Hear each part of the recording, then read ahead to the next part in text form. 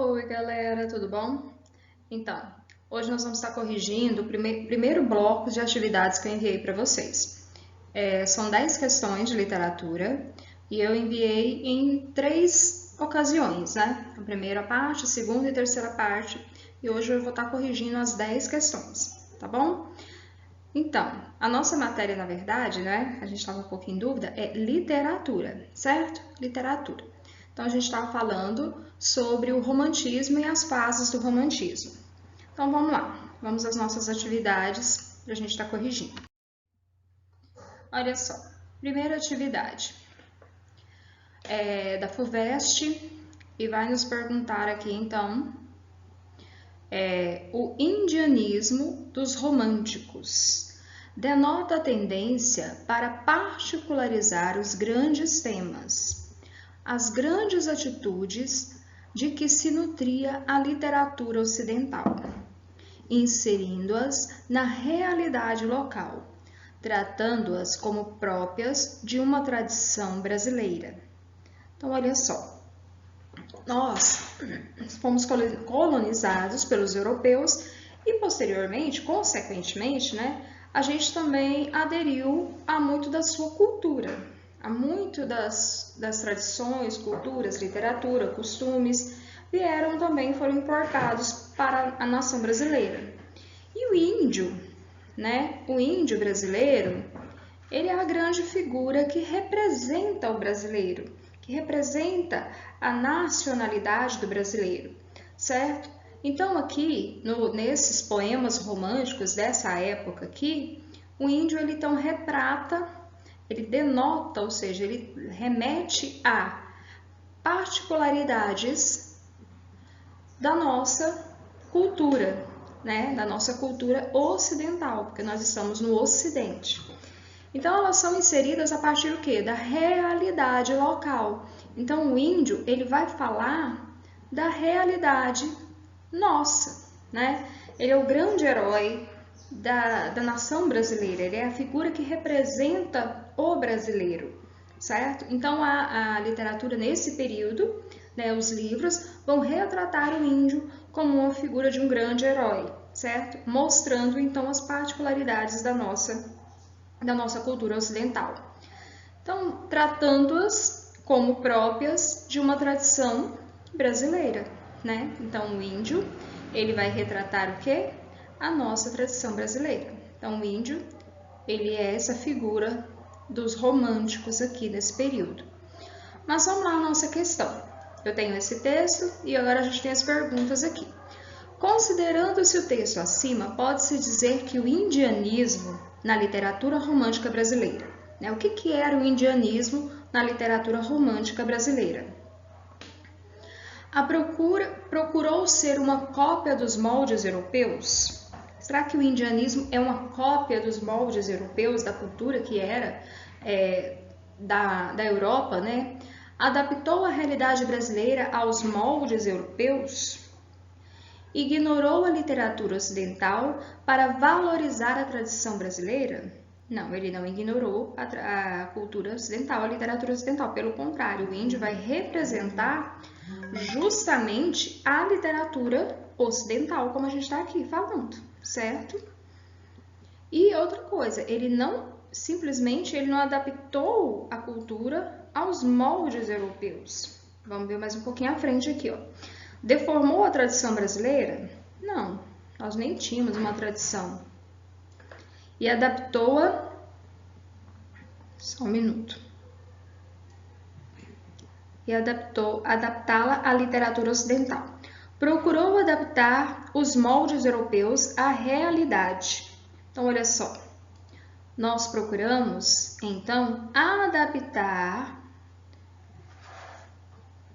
os modelos europeus à nossa realidade e não simplesmente adaptar a realidade brasileira ao molde europeu, como está aqui na primeira, na letra B, né? A gente comprava a cultura europeia, mas agora eu estou adaptando essa cultura europeia para o Brasil, certo? Então, nesse momento aqui, o que eu estou fazendo? Eu estou adaptando essa cultura para o brasileiro, para a realidade brasileira, como aqui mesmo disse, ó. para a realidade local, certo? Então, inserindo na nossa realidade as tradições europeias e não, ao contrário, adaptando a realidade brasileira aos moldes europeus, tá? Parece que é a mesma coisa, mas tem lá a sua diferença. Aqui, no próximo slide, deixa eu só apagar aqui os meus rabisquinhos, senão eles vão para o próximo slide também. Aí no próximo slide eu tenho então um comentário sobre essa atividade. Olha só, o gabarito então é a letra E, e o nosso comentário aqui, que é bem interessante a gente falar um pouquinho. Afinal de contas, eu não sou nenhuma expert em literatura, mas vamos lá. A forma e temática romântica chegaram às terras brasileiras. Por que chegaram às terras brasileiras? Eram da cultura europeia, essa tradição romântica, essa literatura romântica, não é? Por meio de autores que estudaram no continente europeu. Muitos dos filhos, né, dos nobres do Brasil, vamos assim dizer, eles iam estudar na Europa e eles traziam então as influências europeias para o território brasileiro, tá? Então, a partir dessas idas, né, e vindas desses estudantes, eles vinham trazendo então essa literatura brasileira para o nosso continente, né, para o Ocidente. No entanto, era necessário adaptar-se à realidade brasileira, não é? Eu não precisava adaptar a realidade brasileira ao molde europeu, mas eu precisava colocar o molde europeu de acordo com a realidade do Brasil, que é isso que a letra C vai nos falar, certo? Então, eles queriam adaptar todo aquele romantismo, toda aquela literatura, todos aqueles livros, né, a uma linguagem que o brasileiro entendesse. Na literatura romântica da Europa, nós tínhamos, por exemplo, que a gente vai ver em outras questões, a figura do cavaleiro medieval como grande herói, né? Que as mocinhas ficavam todas, né, alvoroçadas pelo cavaleiro, né? E o brasileiro precisava de um herói. E a gente não tinha exatamente um herói. Então o índio entra aqui como esse herói, substituindo, né, como substitutivo desse herói medieval da Europa. Tá bom? Então, olha só. Visto que se vivia um período de constantes transformações políticas no nosso território e também sociais, como a instalação da corte portuguesa. Nesse período, a corte portuguesa estava instaurando-se, né, instalando-se no Brasil com a fuga lá, né, fugindo de Napoleão Bonaparte, a família real se instala no Brasil e juntamente com a família real vem então aquele monte de embarcações trazendo um arsenal, né? Um arsenal não, uma grande quantidade de livros, de literatura, de conhecimento. É instalado aqui no Brasil a Biblioteca Nacional, não é? E juntamente com ela vem também uma leva de muitos intelectuais, não é? Juntamente com a família real. Então, posteriormente, a gente tem a independência do Brasil, fazendo com que o território brasileiro deixasse de ser uma colônia tão dependente, né, de Portugal. Agora o Brasil ele tem uma independência. O Brasil ele precisa destacar agora, deixa eu colocar aqui embaixo, o seu nacionalismo, um sentimento nacionalista. E o índio então entra aqui como uma figura que vai retratar essa nação. Esse sentimento nacionalista que é retratado na literatura, nos contos, né, no romantismo, que é um modelo, né, literário desse período aqui. Tá bom? Beleza, galerinha? Então, o nosso gabarito, letra E. Bora lá. Segunda questão. Teu romantismo bebo, ó minha lua, os teus raios divinos me abandonam. Torne-me vaporoso, e só de te ver-te eu sinto os lábios meus se abrir de sono. Olha que tristeza. Vamos lá. Álvares de Azevedo, Luar de Verão. Nesse texto, galera, excerto, o eu lírico parece aderir com intensidade aos temas de que fala, né? Parece que há uma certa intensidade nos temas retratados aqui pelo eu lírico. Mas revela de imediato um desinteresse e tédio. Aonde que eu percebo esse desinteresse e esse tédio? Aqui, ó. Na quarta estrofe, né? Quarto verso aqui. Eu sinto os lábios meus se abrir de sono. Quer dizer, tá descrevendo a amada, né? Aquele falar romântico, e de repente ele mostra um certo tédio, um certo desinteresse para aquela situação. Então, essa atitude do eu lírico manifesta o quê? O que é manifestado nesse texto, que é uma das características, vamos dizer assim, desse período romântico? Vamos lá. Ironia romântica? Será que é uma ironia? Né? O que é uma ironia? Né? É você ironizar algo, você desmerecer algo, não é mesmo? Ou será que é uma tendência romântica ao misticismo? Não tem nada de místico aqui. Melancolia? Não. Aversão aos românticos da natureza? Também não. Fuga romântica para o sonho? Ele não está sonhando, é algo real. Então, nós temos então, eu acredito, vamos conferir? Exatamente. Gabarito é a letra A, tá certo? Então, é uma ironia. Deixa eu pegar aqui o meu marca-texto. Ao longo do poema, percebe-se que o autor ironiza a idealização amorosa. Ele está idealizando, falando, descrevendo, de repente ele mostra aquele desinteresse, né? Aquele descaso com aquela pessoa, com aquela situação ali. E uma das principais características do romantismo, desse período aqui, nas obras de Álvares de Azevedo, se divide em 3 partes, certo?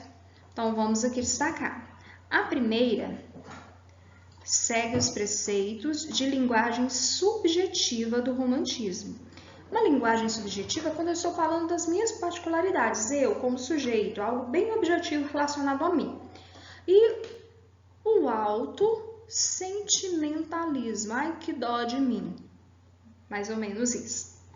E a segunda, contida neste poema e que nos interessa muito agora, representa uma nova visão desse autor, a sua segunda visão aqui, a ironia, característica de exaltação amorosa, e aborda sobre os falsos valores morais. Olha só, mostrando também a condição de desajuste do eu lírico durante o período ultrarromântico. Então, nesse período romântico aqui que a gente está estudando, eu tenho essa fase aqui do ultrarromantismo, né? E aqui no nosso comentário a gente vê que ele está abordando justamente o que a gente falou, né? Do que o autor fala no poema, né? Ele está ironizando a figura romântica ali. Então, nessa segunda fase, podemos assim dizer, do romantismo, o romantismo perde todo aquele ideal, aquele fascínio, e começa a surgir uma certa crítica, uma nova postura diante da figura romântica, né? Não tão mais idealizada e sonhada e desejada, mas começam a surgir também as frustrações aqui, tá bom? Olha só que eu trouxe aqui para vocês. O que é ultrarromântico, né? Que negócio é esse? Então, vamos lá. Uma das tendências da literatura romântica é o ultrarromantismo, marcado pelo exagero de sentimentalismo, egocentrismo. A pessoa pensa em si mesma, né, acima de todas as coisas, e coloca aquele sentimento de sofredor, de coitado de mim, um pessimismo diante da sua existência, né, em querer morrer. E os principais autores dessa vertente são Goethe, Novalis, Lord Byron, não sei se está certo, viu? Mary Shelley e Álvares de Azevedo, nossos brasileiros, e Cassimiro de Abreu, tá? Então, o ultrarromantismo é um movimento literário português e brasileiro que acontece na segunda metade do século XIX, tá? Lá nos anos 1800. A ironia. O que é isso, né? Essa ironia romântica, romantismo com ironia, parece que não combina esse negócio. A ironia romântica nasce dentro dessa mudança literária do século XVIII para o século XIX. É uma mudança de postura dessa produção literária, né? Ainda na linguagem romântica, mas é uma mudança de um movimento que reformula a forma de produzir literatura no próprio modo como o autor, enquanto criador, tende a uma maior capacidade de autocrítica, autoanálise dentro das obras que produz, né? Então surge também uma certa crítica, uma certa voz de protesto dentro dessa nova produção literária aqui, beleza? Então isso aqui só para a gente entender um pouquinho o que é o ultra-romântico, o que é a ironia, né? Por que a ironia vai caber no romantismo, não é mesmo? Então o romantismo é o quê? Uma forma de produção literária. E ela vai passar por essas 3 fases, e numa dessas fases ela vai surgir então essas manifestações de, vamos dizer assim, de autocrítica, né? De autoanálise do poeta e da situação em que ele vive e que ele tenta retratar. Tá bom? E deixar um pouco de ser tão idealizado e tão sonhador assim.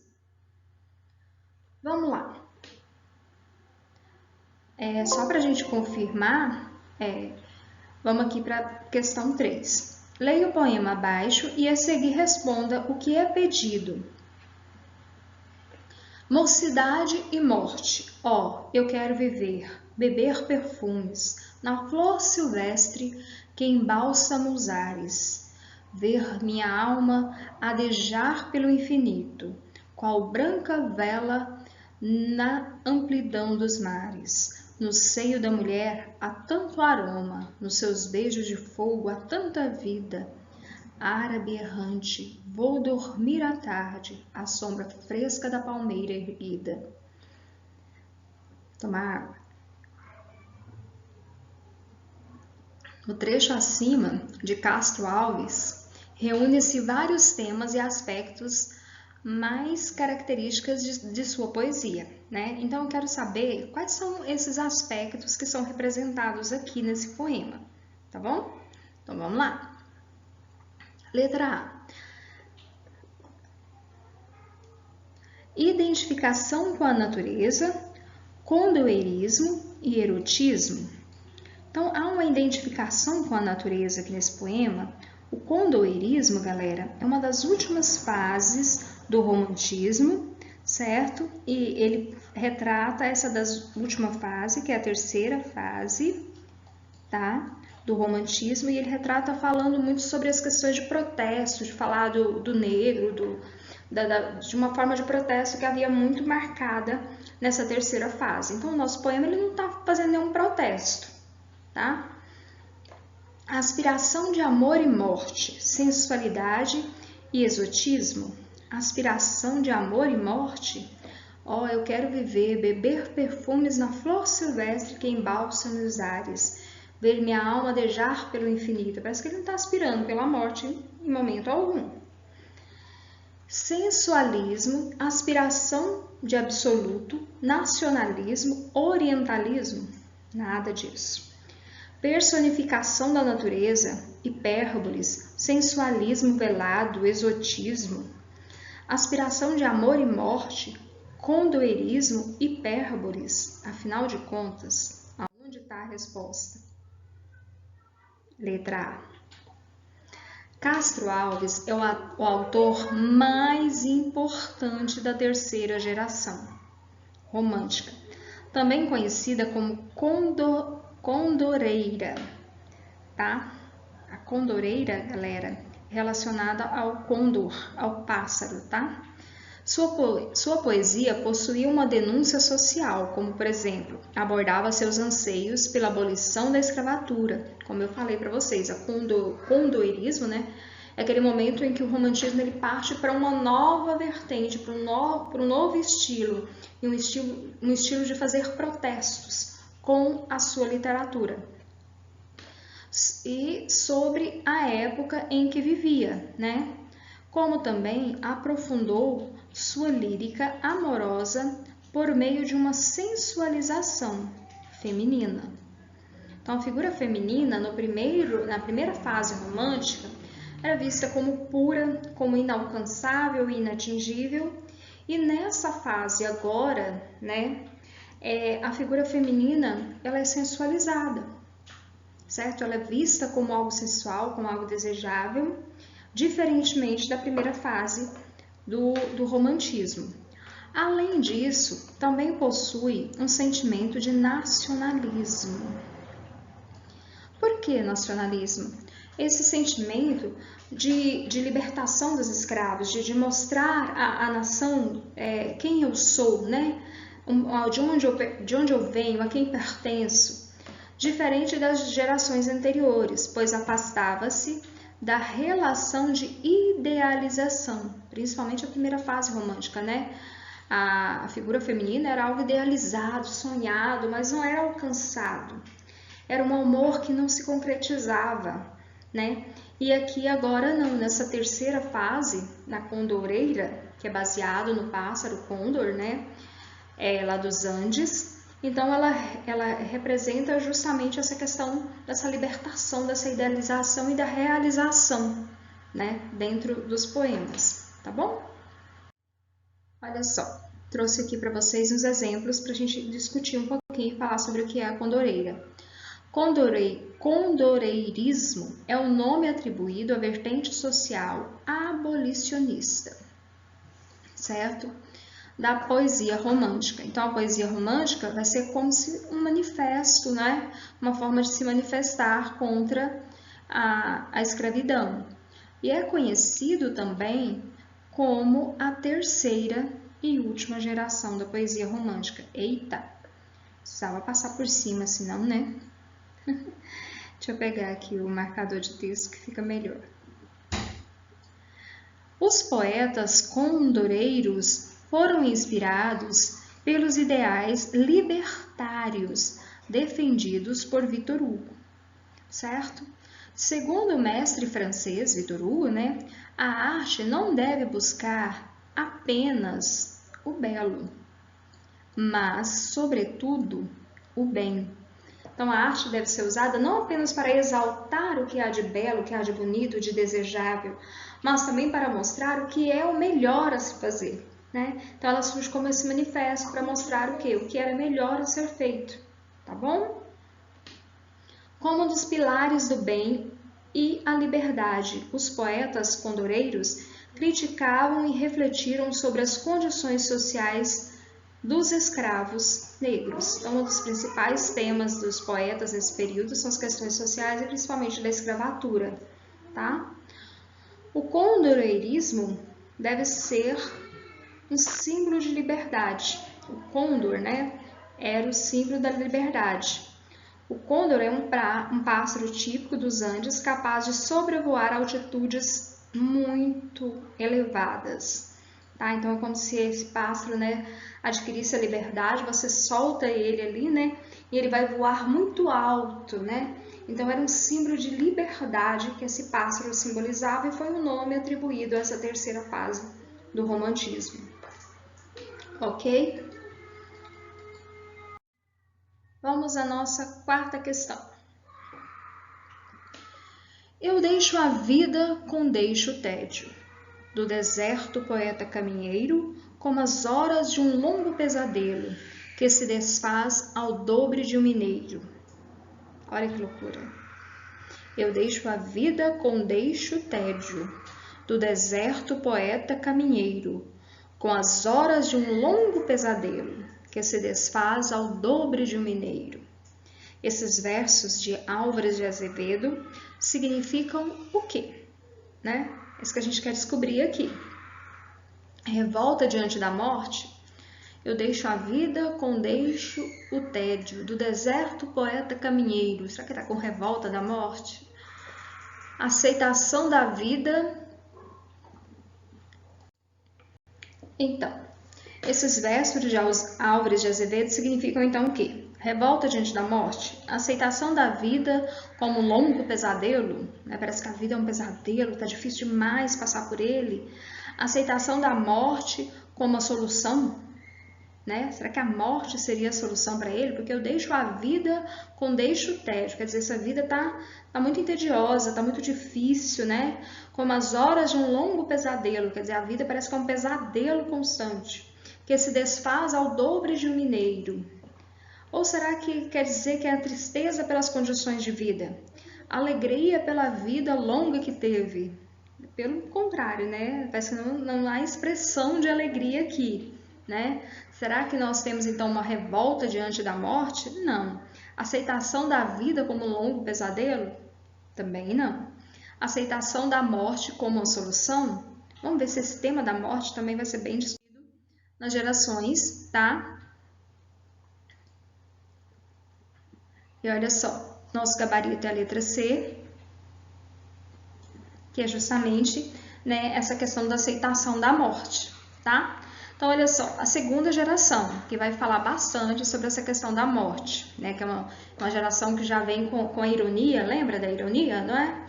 Então, vem também com aquele sentimentalismo exagerado, aquele sofrimento exagerado, né, os sentimentos muito aflorados, o egoísmo, né? Ou seja, eu sofro mais do que todos, mais ou menos assim. Então, é marcada pelo alto sentimentalismo do eu lírico, né? Um sofrimento, né? Que vida que está sofrendo, essa vida é um pesadelo que não acaba. Seu sentimento de insatisfação mediante a época em que vivia. Quer dizer, tem uma insatisfação tremenda com essa época, esse período, eu quero morrer, né? Para solucionar. Nesse tempo, também chamado de mal do século, os indivíduos não se sentiam incluídos à sua realidade. Parece que eu sou um ser que estou no mundo, mas eu não pertenço a esse mundo. Parece que esse mundo não me cabe, né? Expressando no âmbito literário um conflito interno, um conflito que os poetas passam, né, e que eles transmitem nos seus poemas, com aspectos pessimistas e egocêntricos. Além disso, também faziam uma aproximação com a morte, olha só, né? Como se fosse a única saída para se livrar das suas lamentações sobre a vida. Só morrendo para sair desse sofrimento. Vai saber se vai sair de sofrimento o quê, né? Então, gabarito é a letra C, tá certo? Vamos lá, passar para a próxima. 5. O romance é um gênero literário que veio a se desenvolver no século. Que século é esse? Retratando sobretudo, e era muito comum publicar em partes nos jornais na forma de... Então, a gente precisa descobrir primeiro que século é este, não é? Como que ele era retratado, né? Ele veio a ser escrito por quem? Retratado sobretudo, e era muito comum publicar-se nos jornais na forma de, né? Como que ele era exposto? Vamos ver aqui no nosso comentário. O romance começou a se desenvolver no continente europeu no século XVIII, e ele chega para nós, brasileiros, aqui no século XIX. Nas prosas românticas, como a burguesia estava em ascensão. Então, a literatura romântica ela vem a ser escrita para a burguesia, certo? Para os burgueses, que era uma nova classe social em ascensão e que precisava, então, de escritos que fossem voltados para essa classe. E é possível também percebermos que os autores buscam descrever o cenário burguês, certo? Então, nos livros, na literatura, tem retratado muito essa burguesia. E esses textos eram produzidos na forma de folhetins, certo? Semanalmente eram os folhetins que saíam ali nos jornais. dividido em capítulos, né? Toda semana tinha lá o seu capítulo do folhetim e também possuíam características de uma narrativa. Tá narrando um fato, né? Um acontecimento, uma história, um romance que era narrado, que era exposto, então, nos jornais como uma forma de um folhetim. Então, em que século? Século XIX, certo? Qual é o século? Século XIX. Para quem? Para os burgueses, certo? Qual a forma? Folhetins. Então, qual é meu gabarito? Letra B, de bola. Vamos lá para a sexta questão, então. Assinale a alternativa cujos termos preenchem corretamente as lacunas do texto inicial. Vamos lá.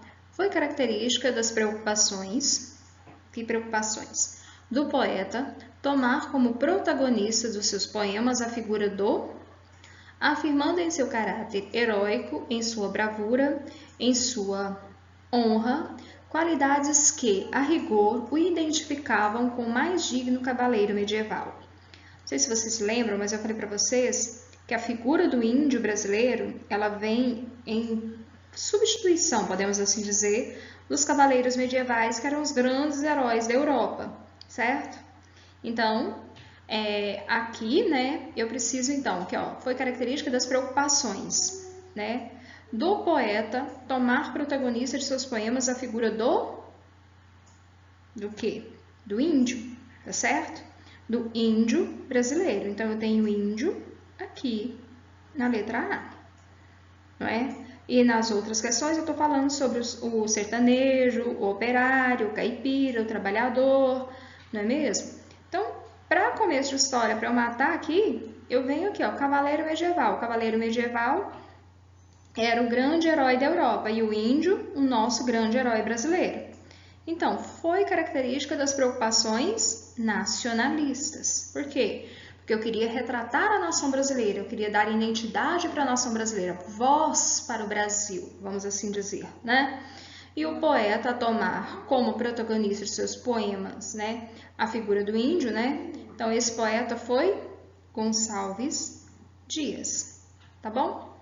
Então, o nosso gabarito, vamos conferir aqui no nosso comentário, a letra A. Vamos ler um pouquinho aqui o nosso comentário? Olha só. A primeira geração romântica, também conhecida como nacionalista ou indianista, certo? Então, a primeira geração romântica é aquela geração que vai retratar o índio como um herói, certo? Como grande. É só que o índio, muitas vezes, nesse período, galera, ele é visto como um cara forte, né?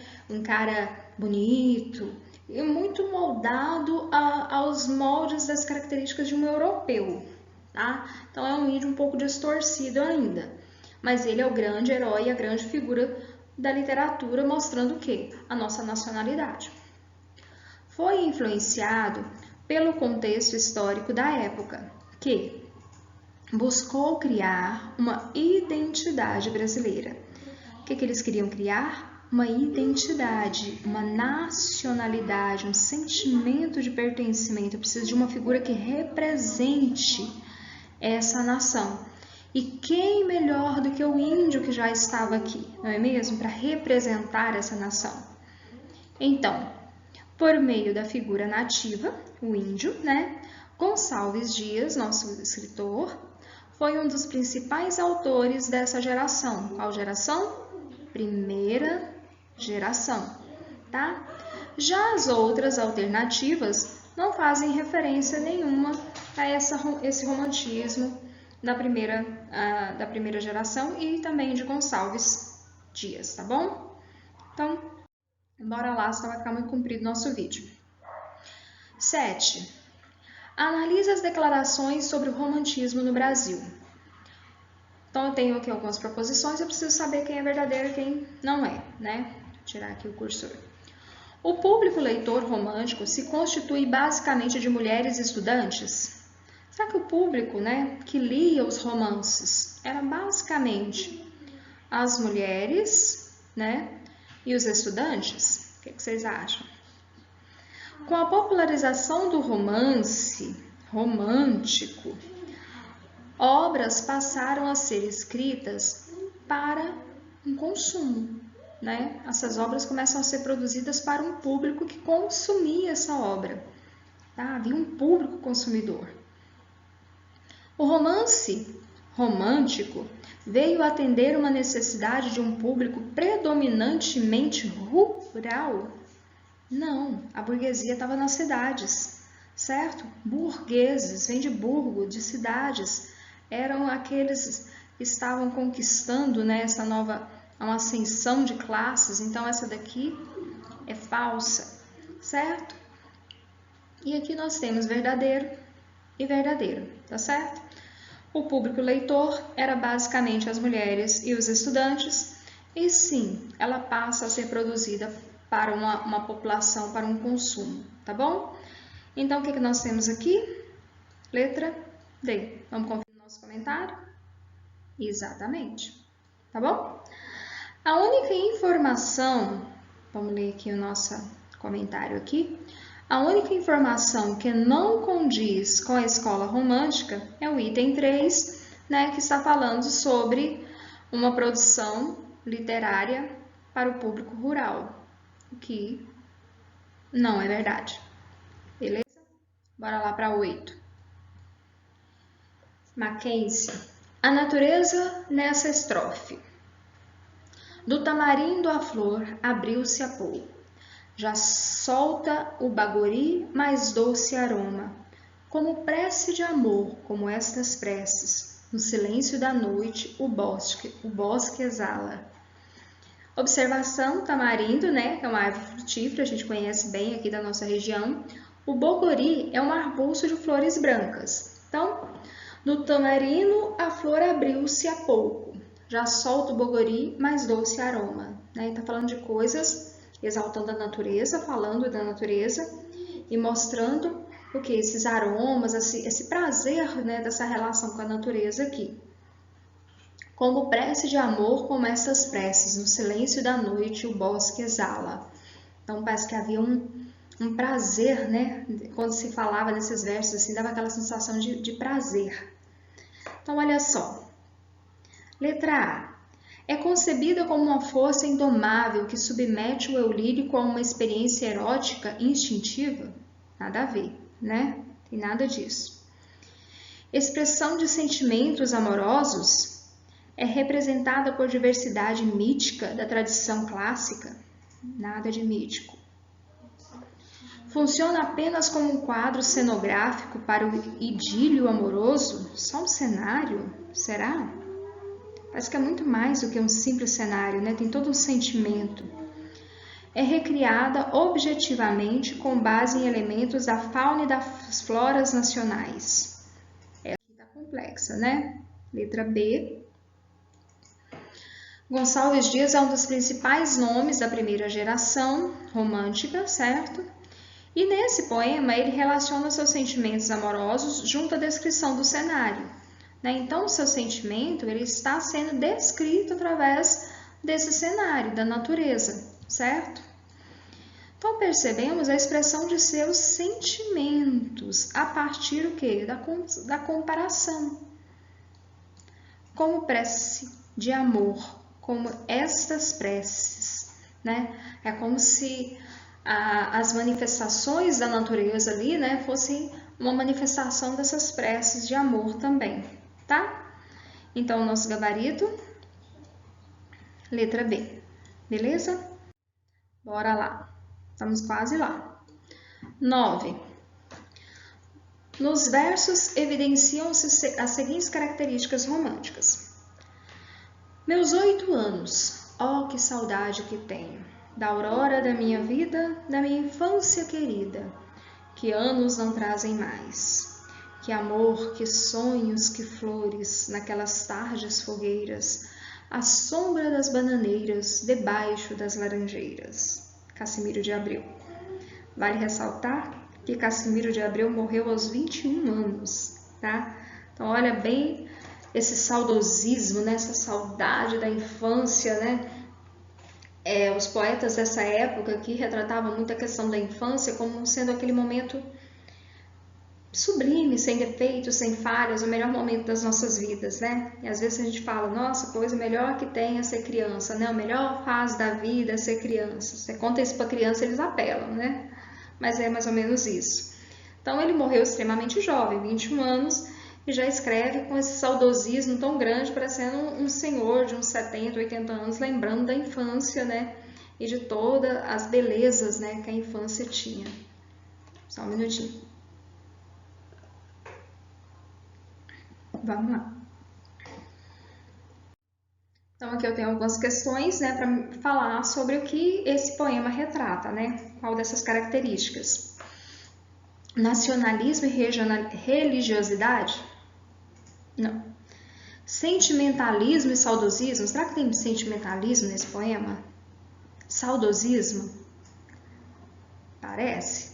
Subjetivismo e condoerismo? Não. Egocentrismo e medievalismo?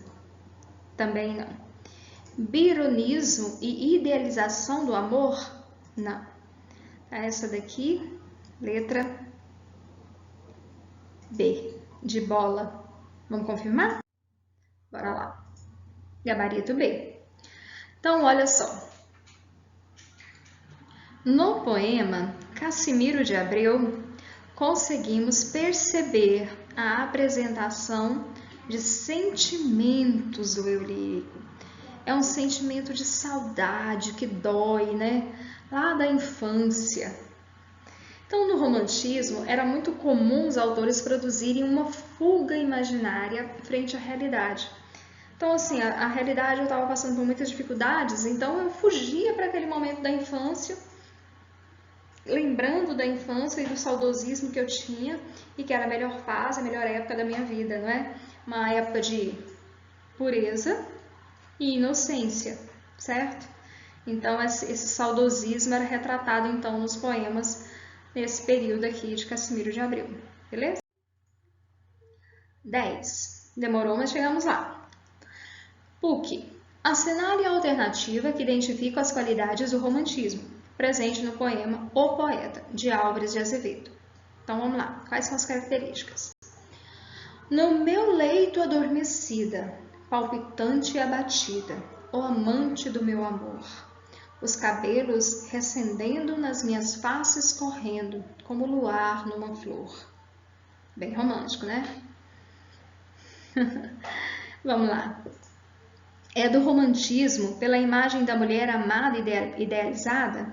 Então, a característica desse poema aqui está caracterizando o romantismo, a imagem da mulher amada e idealizada? O poema pertence ao romantismo porque tem rimas embaralhadas? Não, né? Porque tem metáforas? Porque apresenta um poeta enamorado? Que está enamorado, né? Mas porque trata a natureza de forma humanizada? Não. Então, olha só. É a letra A. É do romantismo, pela imagem da mulher amada e idealizada, né? Tem um certo idealização da mulher amada aqui, tá? Gabarito, letra A. Comentário.